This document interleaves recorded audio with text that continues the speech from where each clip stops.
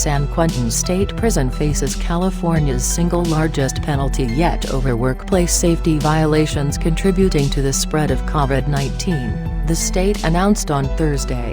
The prison faces a $421,880 fine stemming from a June inspection by regulators from Division of Occupational Safety and Health, also known as OSHA. OSHA also handed a $39,600 penalty to Avino State Prison for violations that were found following inspections that occurred as a result of COVID-19 outbreak there. Top articles. The citations come just days after the State Office of the Inspector General released a scathing report, criticizing the California Department of Corrections and Rehabilitation and California Correctional Health Care Services for risking the lives of thousands of inmates and prison staff by rushing the transfer of dozens of medically vulnerable inmates to two facilities, one of which was San Quentin.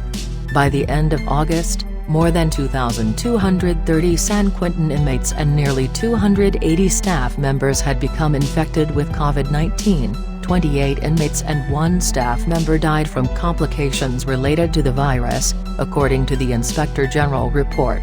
The OSHA inspection of San Quentin echoed some of the Inspector General findings, such as that the prison failed to isolate newly arrived inmates who might have been exposed to COVID-19.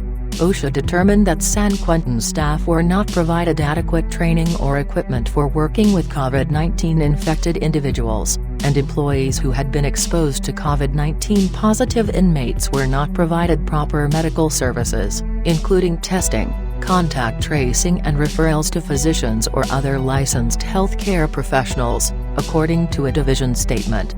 Avino State Prison, meanwhile, failed to maintain an effective aerosol transmissible diseases control exposure program, had an inadequate written respiratory protection plan and failed to implement or enforce work practice controls to minimize COVID-19 exposure among employees, the statement said. Behind San Quentin, the largest OSHA penalties related to COVID-19 went to a Southern California frozen food manufacturer and a staffing agency that supports it. OSHA handed $225,075 into Overhill Farms, the manufacturer, in September. JobSource North America, the staffing agency connected to Overhill Farms, received fines totaling $214,080. The companies can appeal the fines. The Corrections Department released a statement in response to the citation. San Quentin State Prison has made many improvements and already remedied several of the citations in the 8 months since OSHA visited the institution.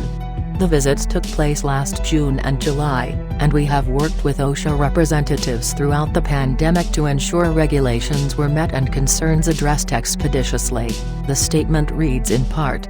The department listed several steps that it has taken to comply with OSHA requirements, including ensuring adequate personal protective equipment was provided to employees, that staff and inmates were provided N95 masks, and that the department has completing an aerosol transmissible diseases exposure control plan for which staff have been trained.